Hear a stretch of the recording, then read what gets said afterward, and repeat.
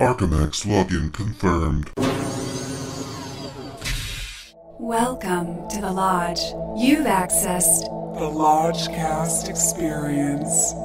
Warning, warning. Dangerous spoilers ahead. Enjoy.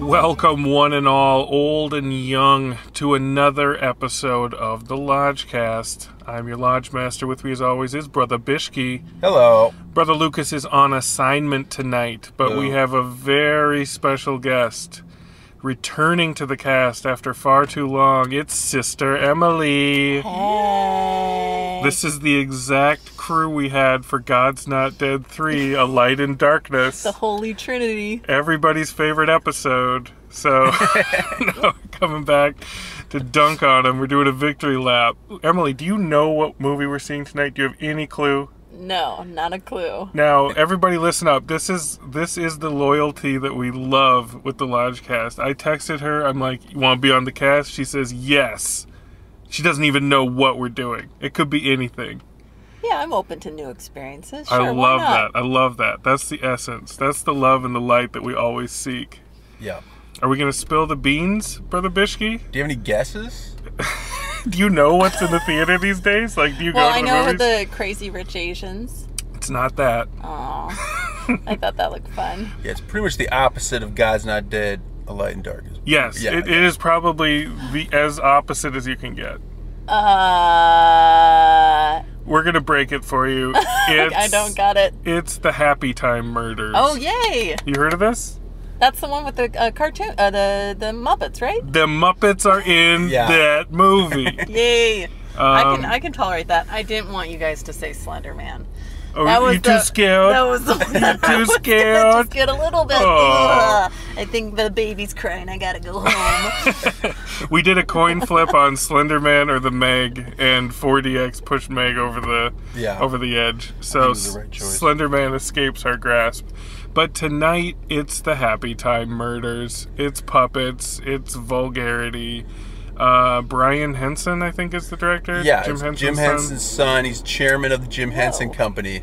That's which cool. is like, you know, they're going for something really raunchy. I mean, I saw the Red Band trailer and a while back, and I just came from the Jim Henson, not today, but recently, from the Jim Henson exhibit at the Skirball Center, which I recommend to everyone. But it was so like pure, and it was kind of like the Mr. Rogers movie, where it's just like you love all this stuff, but then I'm like, then Happytime Murders is coming out while this is still like up and showing. The Muppets are Breaking Bad. I like that they've been blessed though by the Jim Henson Corporation. That makes it even more intriguing. Is it an official Henson production, or is it just? I think it is, because he's the chair of the whole thing. But are you saying like, is like Kermit gonna show up? No. Oh, okay. I'm just wondering if it's gonna say like Henson with maybe Kermit shrugging at the beginning. Yeah. Oh my gosh, I would love that. Yeah, there might be some Muppets. We'll find out. Do you think they did like they polled millennials about Muppets and they're like, I don't care unless they're fucking. Like, what do you think? I think every generation needs like their Howard the Duck type of movie, right? Yeah. Or their Roger Rabbit, something that like their Team boys America can be like, World I was Police. attracted to this animation. Right. Yeah. I think it's. I don't know what the demographic is that they're going for, because it's probably a hard R. But maybe it's the suspended adolescence in all of us that we are riding into the future as long as we possibly can. And kids just download. 7-year-old is just hacked into something to watch it. That's so true. It's really Yeah, for all the ages. kids will get access. The kids aren't necessarily going to the theater. Puppet movie experiences, I guess Team America is the last big puppet movie. Yeah. I don't know. Maybe there's something else. But Yeah. raunchy Sesame puppets. Street. Raunchy puppets I mean, is probably Team America. Team America. Yeah, I didn't see any of the Muppet reboots or anything like that. Anyone see I've those? seen some. Emily's seen some, but yeah, I have to say, first blush response to this, I feel like the trailer is bad, and the marketing materials are annoying. So I'm going in kind of at a deficit.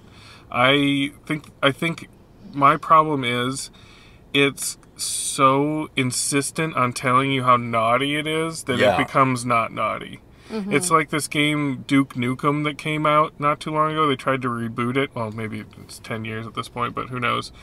But yeah, this game Duke Nukem came out, and they're like, he's bad. He's so raunchy. And then he comes out, and nobody gives a shit.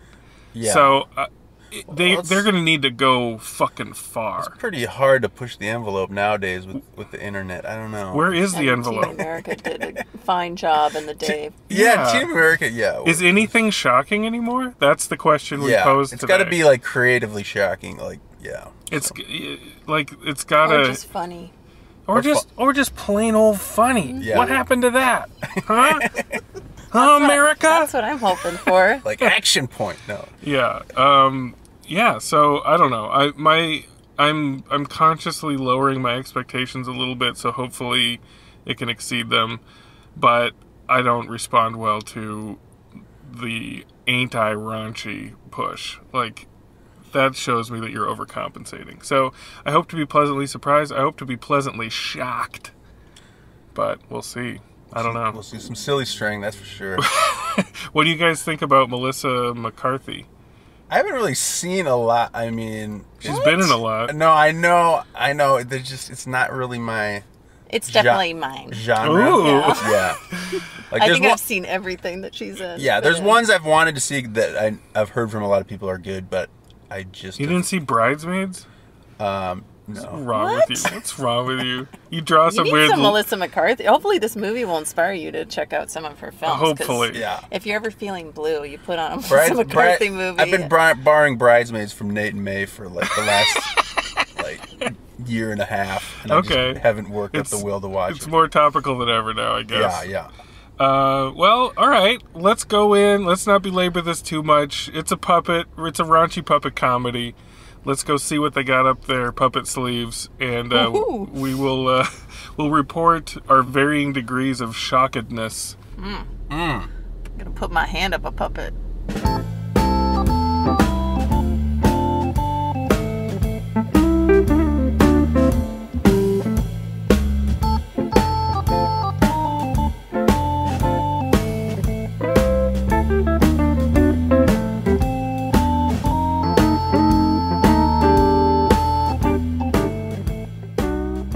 And we are back from Puppet Land. Is everybody still alive? Mm-hmm. Yeah, I'm here. Before we talk about if we busted a gut or not, let's check out that Synopsis, Brother Bishke. What do you got? From Rotten Tomatoes, no sesame, all street. The Happytime Murders is a filthy comedy set in the seedy underbelly of Los Angeles, where puppets and humans coexist. Two clashing detectives with a shared secret, one human, Melissa McCarthy, and one puppet, are forced to work together again to solve the brutal murders of the former cast of a beloved classic puppet television show. That's it. That's it. So that's what happened. Well, let's set the scene. Okay, so the theater we went to, it's at the Burbank 16. You're going to be hearing a lot about the Burbank 16 in the episodes to come, due to the AMC proprietary card they have that I have subscribed to.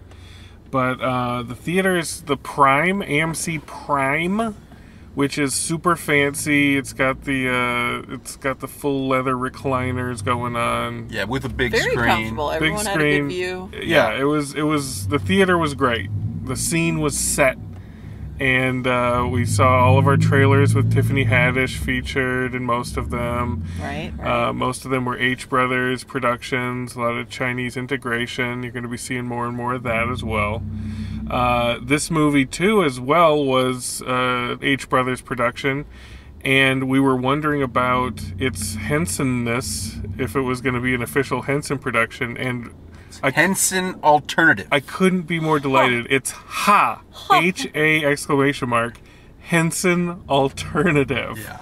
which shows the start of a new genre. It's like, you know, we're going to protect the wholesomeness of our Muppets, and here's this fringe content for you. So, okay, the theater was pretty full. Yep. A lot of people. A lot of families. A lot of with, families. Like, teenage kids. Yeah. I was thinking some of the crew was there. I don't know. Maybe that's what it was. We just got to say it. The crowd was loving it. Yes. The crowd was loving it. The cinema score was high. There was multiple clapping in different scenes. Yeah. That I was wondering, too, if it was a crew screening. The people were pumped, and... Yikes, we weren't. I don't think... I was trying to feel the temperature in our little row, and it was pretty quiet. Yeah. But, okay, so it starts out... It's basically just a basic-ass noir plot. Just so super basic. Yeah. And they're cribbing a little bit from BoJack Horseman. There's this 90s show featuring these puppets. Little 70s, Everybody's little getting, 50s, little whatever. Everybody's getting killed one by one, and you gotta, like, the movie is so on rails. It's like, we gotta go check out this person, we gotta go check out this person, and people keep dying, and Melissa McCarthy is, you know, she and this private investigator puppet have this kind of, you know, back and forth moonlighting situation going on, but I don't know, like, to me, pretty much from the get-go, it felt off. Yeah, it was just... joyless. Yeah, boring. I don't know if it's because it's puppets acting with humans or what the disconnect was. Because that should be the thing that makes you feel like the puppets' faces or something should be making you laugh, but it just immediately, I don't know, and the voiceover guy they got for the lead, he was pretty lifeless.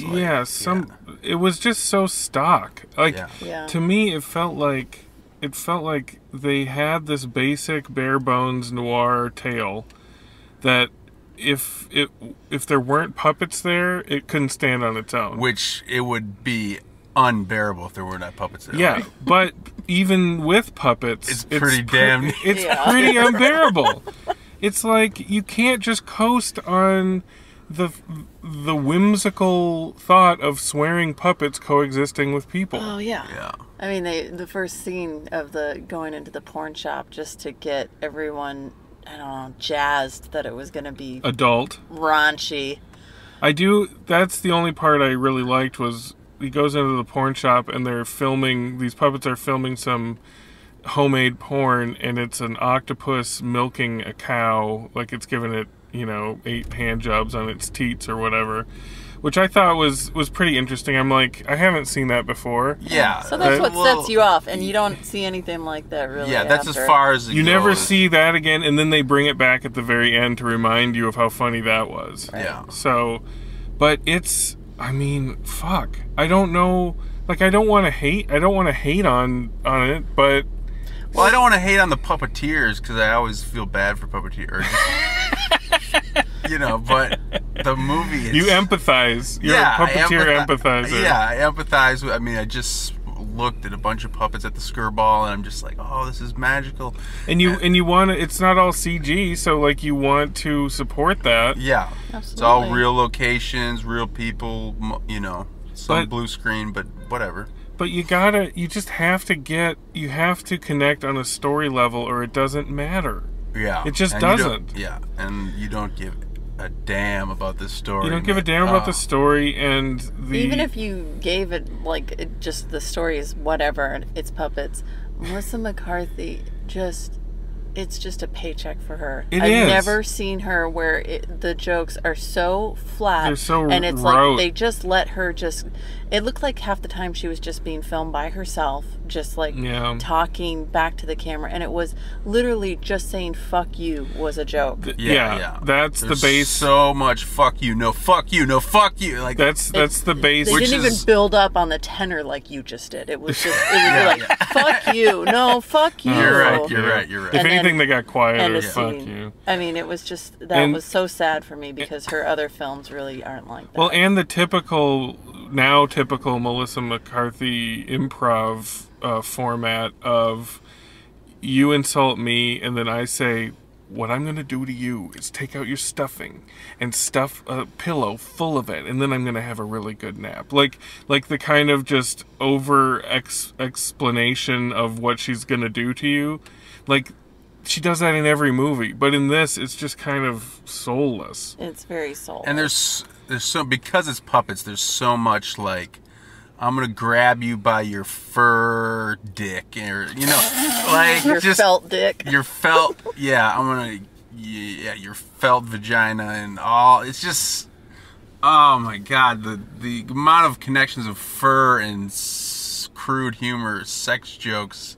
It's so That's tired. That was the legs they decided to walk on. Yeah. Because, they tried to recreate the Basic Instinct scene. They graphically recreate the Basic Instinct scene with the legs uncrossing. And that was like the only time where they like played with genre at all. Like they never like they could have filled the movie full of satirical, like hard-boiled crime references. Like Naked Gun or something like that. Like is always playing with the genre. Why didn't they do that? But they're going by the books with the genre stuff, and they're just cruising on sex jokes. That's it. It reminded me of, I don't remember what year Death to Smoochie came out, but it was like 2000, something like that. And even then, it was way too late to make fun of Barney, and there was no edge to any of that. Mm-hmm. But Danny DeVito was under the impression that it was really current and going to be super hip and super sharp with the kiddos.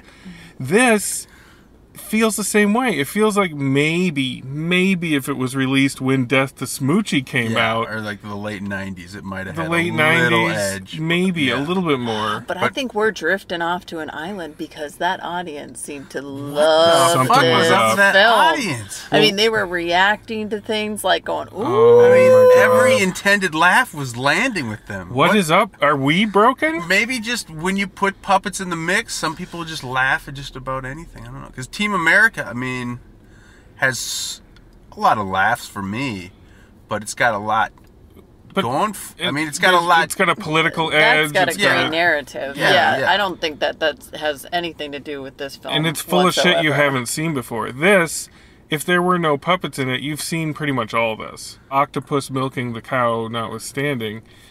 But, fuck. And I thought they were going to do something with, because they start off being like, puppets, everyone hates puppets in this. It's kind of a human puppet hybrid world. It's kind of a weak race Well, parable. I thought it was going to be, they were going to do something with it, like in like Zootopia when they have the kind of. But they don't commit. But they don't. They definitely don't. They just lose that thread pretty early on. Yeah, they introduce it and then it's gone. And I didn't miss it, but I also think it's weird that they abandoned it. Yeah. Is there anything else we got to say about the plot? Stanley from The Office is like the stock superior No, I do officer. think that with Stanley, whatever his name was, the lieutenant, I do feel like that was one performance that he was giving his all. And I thought that he brought it. I could tell that he was excited to be part of it. Yeah. Where the dichotomy between him and Melissa McCarthy is like that she's just checking in for a paycheck. She didn't seem and he was too truly excited. eager to act his heart out. And so I give Stanley props. Melissa Whatever your McCarthy name is. was slurring a lot of her words too. I don't know if you guys noticed that, or they just took. Was that supposed to be the sugar? She's supposed to have this like coke addiction maybe. throughout the film. That's sugar, which really pissed me off that she wasn't using her mouth to suck up the sugar. She was using her nose. I thought that it would have been funnier if it had just gone directly into her mouth. And there's a running gag that all the down and out puppets are addicted to sugar. And she's also addicted to sugar because she has a puppet liver. Yes. Okay. That's Did you not get that? Well, I didn't try. I wasn't doing much work. I wasn't doing much work in there. I don't think we need to belabor the plot much. Like nobody gives a shit. Yeah. But like consistently the crowd was rolling with laughter with it. Yeah. I think something was afoot. We'll have to see what the critics and what the overall cinema score is. Yeah. But if the three of us, and I like Emily, no offense, but listen. What's up? You've laughed at some things, at some suspect things in the past. So if You're talking about the trailers? I'm just listen, I've known you for 20 years, and I've seen many a comedy with you, and you don't stifle a laugh just to be cool. How about I say that? Oh, no, I tickle easily. You tickle easily, and you didn't really laugh. No, I don't just put it out for anything. Like, those things were flat, and it was heartbreaking and disappointing to see Melissa McCarthy like that. Yeah.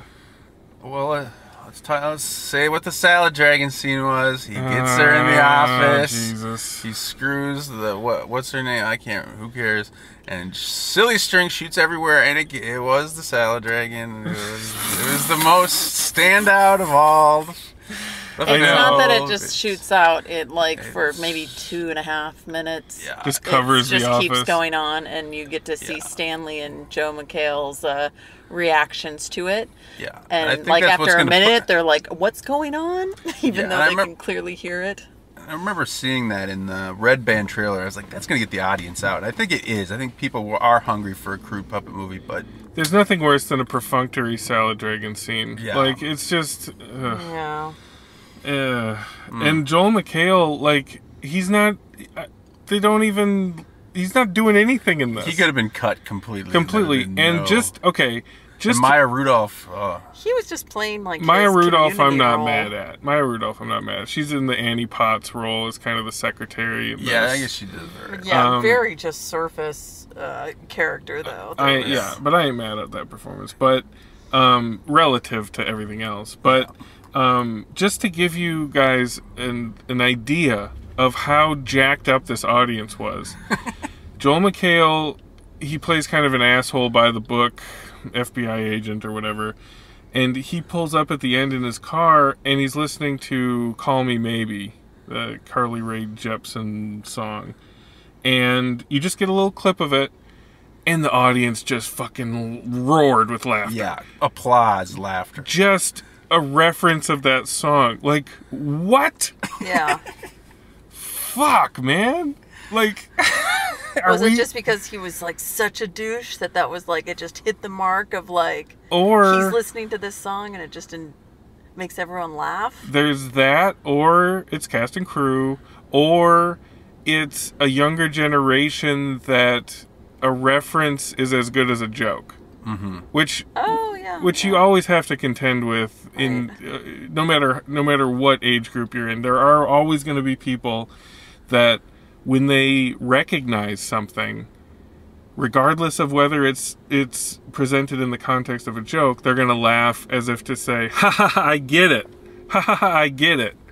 You know? Yeah. This Call Me Maybe moment is the dumb laugh version of the art house laugh, which is whenever anybody in an art house movie, when you're in an art house theater, says something kind of highbrow, comedic, but doesn't even have to be remotely funny. But if it's a political reference or some sort of historical reference, everybody in the theater who knows the reference will laugh, whether or not it's funny. Mm-hmm. It's recognition. And I think maybe there's just a ton of that going on too. I don't know.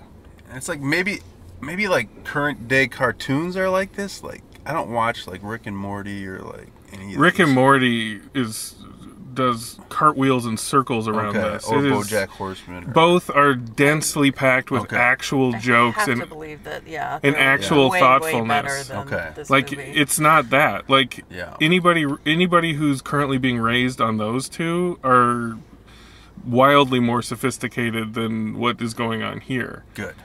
But shit, man, I don't know. I'm kind of creeped out. It just makes me feel like the others here. Yeah, it just makes me sad, especially to watch something like this and know how much work went into it. Yeah, tons of work. That's why you got to try not to let that affect your bone count. And we're gonna go to the bones right now. And Bishki, you're gonna start. Okay. You dodged Black Klansman, but you're getting puppets right in the face. This is fine. This goes right for my last statement. I'm going to throw it the Roger Ebert proverbial half bone. Ooh. To the animators. Okay. I'm sorry, to the puppeteers. Yes. Because they did show a post-credit sequence, and just that alone was more entertaining, just for the making of aspect of how the puppets were done.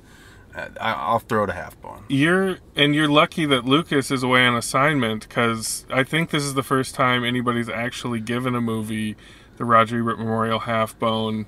You haven't done a half bone? I think I've threatened it and I've talked about it. I don't know if I've actually done it though. Yeah. Maybe I did it for Gotti. I don't remember. But that's cool. Like I'm glad that you're using it. And yeah. While Lucas is away, I'll throw it a half bone. Lucas is away. The half bones will play. Emily, what's your bone count on this? Well, I kind of want to copy Brother Bishke and do a half bone. Okay. I was leaning to wolf. Woof? Wolf? Wolf? Woof. A wolf. Is it woof or wolf? Woof.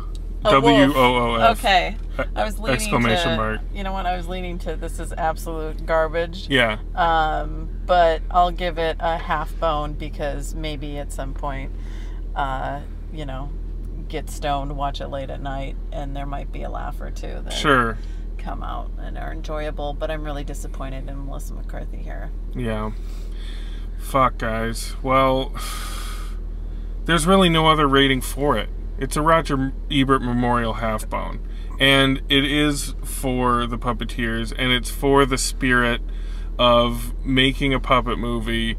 It's for the spirit of wanting to make a raunchy puppet movie and get everybody on board with it, whether or not the raunch pays off or if it's even interesting and can sustain its meager runtime. You gotta give it up for those puppeteers out there sweating and making it happen. To not do so would be a crime, I feel. But damn, yeah, it's just Death to Smoochie Redux for me. Those script writers are. Like you got to bring somebody in, and you got to bring it up to date, and you got to bring it up to speed, and you got to punch it the fuck up. Like, yeah, come don't on. make this movie again, and I think they might if this audience is any indication. Yeah, it'll be interesting to see. Yeah. Well, that's the Happytime Murders. End of summer. Throw it out there. Let's bring on the Oscar season, folks. We got some weird shit coming up. We got some Nicolas Cage action coming up. Yes, we do. We got all sorts of Tiffany Haddish movies. We've been toying with the idea. There's 3 Haddish movies coming out, like right? The next 3 months. We're gonna see them all in as many months, and we're gonna do a Haddish Triple Crown. I want in on that. That sounds amazing. You're gonna be in on the Tyler Perry one for sure. Yeah. But then if we see all 3, we can weigh them against each other. We can have complete Haddish knowledge. Yeah. Because Bishke and I were. We were there from the beginning. Well, she's been around before that, but we did not know her, and we went to Girls Trip. And Girls Trip was a star-making performance in the same way that Bridesmaids was Melissa McCarthy's. Yes, yeah. And so we need to give her due and see what that trampoline launch pad gave her as far as material. And hopefully someday she'll be starring in a movie with some raunchy puppets. Happytime Murders 3. It will happen. It'll happen. Oh man, I don't know. Give it 10 years. I think the I genre's. need to pay for the mosaic tile in her, acre-long pool, like Melissa McCarthy. I think the raunchy puppet genre is going into deep freeze again. Yeah. For at least a decade. Yeah.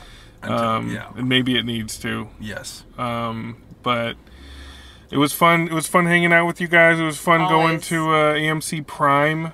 Recommended. Prime recommended at the AMC Burbank 16. Yep. Until next time, keep your felt in your pants or whatever lame puppet joke you want to make. And love and light to all y'all. All love, all light. Peace.